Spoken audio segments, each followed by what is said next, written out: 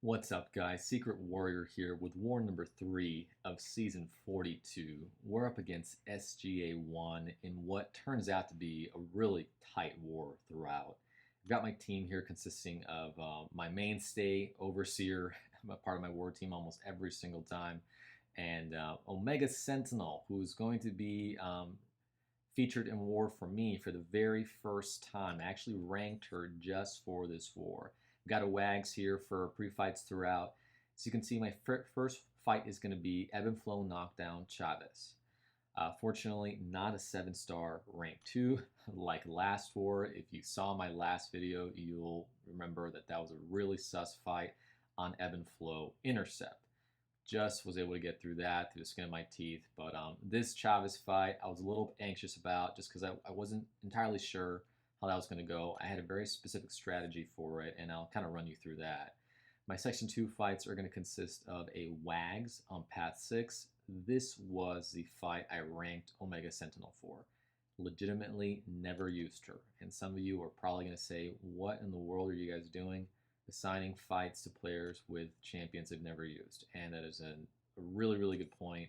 We were a bit desperate because we sent out the plan really late last night, at least compared to how early we typically do it. So went ahead and ranked her just for that fight. Had to get some coaching done. So shout out to Superman Blue. I close out my Section 2 with a Longshot on Prowess buildup as well. Really straightforward. I think this guy is ranked 4. Nothing too crazy at all. I'm going to really rinse Longshot with Overseer like I would on most other nodes. So that's going to be a really straightforward counter and fight. I close out with my war with an Maw, as you can see here, and that is on Brute Force Limber. I don't know what it is about Maw lately. He's giving me a lot of sass, I feel, because, and maybe he's punishing me for always saying he's a mid defender, and I still feel he is normally against Overseer. But he does give me a little bit of issues in this fight. I really think just skills issues only. And I don't know if it's just I've got a certain level of anxiety after getting traumatized from previous war. But, you know, I still solo the fight. Fortunately, I did have to take that specific fight this morning. So we'll jump right in here and go ahead and showcase our fights in just a moment. So we've got this America Chavez, first fight, Ebb and Flow Knockdown. My strategy is to not allow her to throw a special one with any parallel dimensions. Most of you probably already aware, it's because each unique parallel dimension gives her passive power gain, which is what allows this matchup to easily get out of hand. As you'll quickly see, she of course immediately starts a fight throwing a heavy. I'm pretty convinced Chavez's AI is set to more likely trigger a heavy as a defender, which makes sense seeing that's how she accesses most of her kit. I'm going to try and stay patient here. As you can see, I'm doing a little bit of dancing around. I want that parallel dimension to expire because she's already fairly close to a special one here. I don't want her to get any passive power gain when she triggers at SP1. And fortunately, that dancing off pays off here. She's going to trigger that special, and I'm going to go ahead and start punishing her with that. As you can see, I'm going to allow myself to actually get cornered. That's on purpose, believe it or not. And the reason why that is because she's going to start spamming her SP1s, and I'm more easily going to be able to knock her down in just a second because there's more comfortable spacing to go ahead and do so. So you see there, got my first one in. I've got 4 gamma charges. That knockdown from the SP1 allows me to get that protection down. This fight is basically over. And it's really nice, stark contrast to my last fight against her on Ebb and Flow Intercept. I barely managed to solo in that fight. Nice to finish a Chavez fight with full health. We've got a WAGs here. Mentioned earlier, first time using Omega Sentinel. Shout out to Superman Blue, who had to coach me through this fight. My strategy for this is I'm going to parry medium, so I can inflict a cowardice and reduce special damage, following with a medium, light ender combos to keep that cowardice debuff pos. just rotate that until I get to my special 2, and then just spam special 1s. See, I've got my medium, medium, medium, light, light, light, light, ender.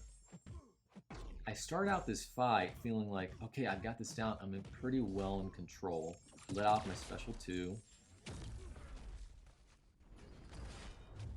Medium, medium, and you see there, it seemed like he recovered a little quicker than I would have liked.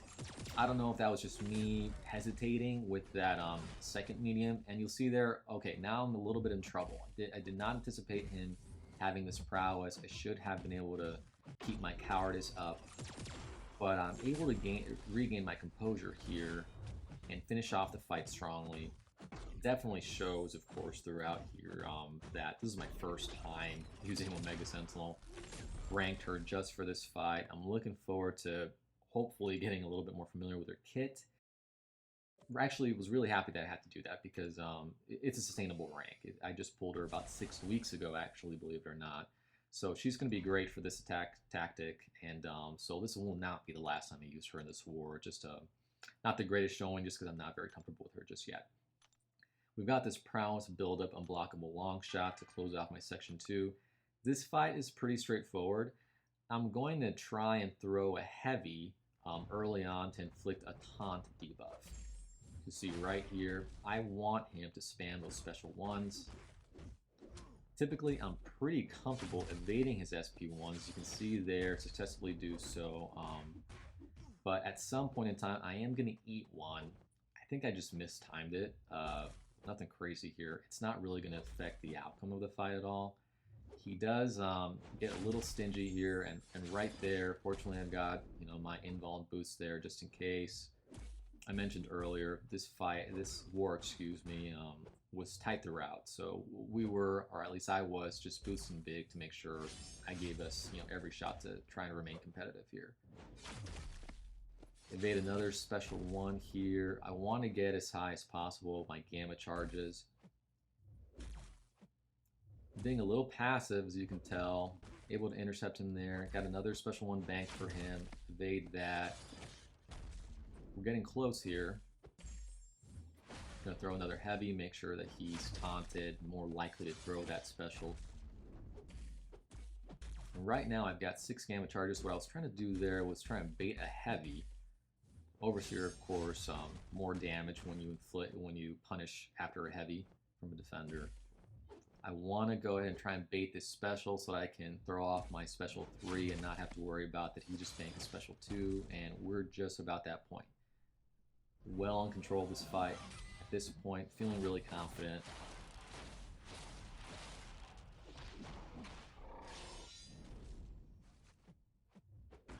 So right here, just check out the burst damage. I think that was 10.2k, comparable, 10.9k, excuse me.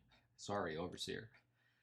And I'm going to go ahead and close out my war here. My last fight, mentioned previously, had to take this fight a bit distracted this morning. We got the plan out a bit later than we typically do the evening before, so I'm typically able to avoid morning fighting, but that's not an excuse.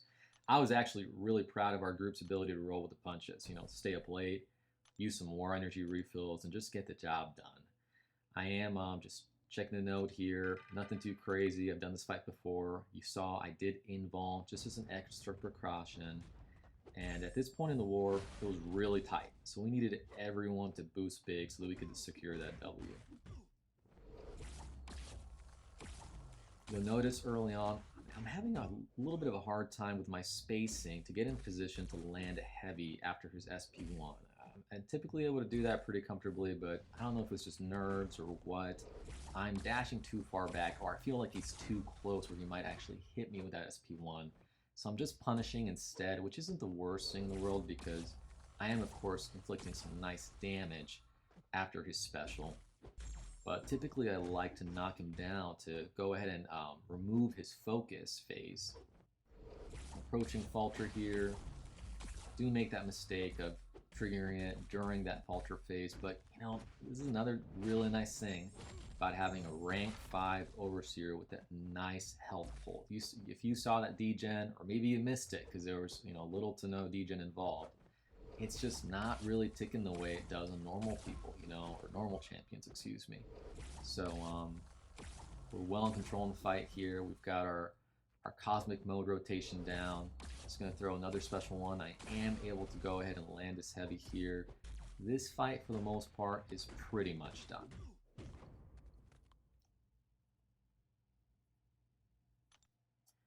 Fortunately, we are able to win this one out. Really tight throughout. Final score 9-8. GG's SGA-1. They did an incredibly good job. Shout out to our MVPs. Job well done. We are off to a really solid start to our season. As you'll see in just a moment, we're actually 3-0. And we're just really looking forward to seeing where we are at when the leaderboard goes live, of course, and continuing to build our season from this point on. That is all for now. Thanks for watching. Until next time.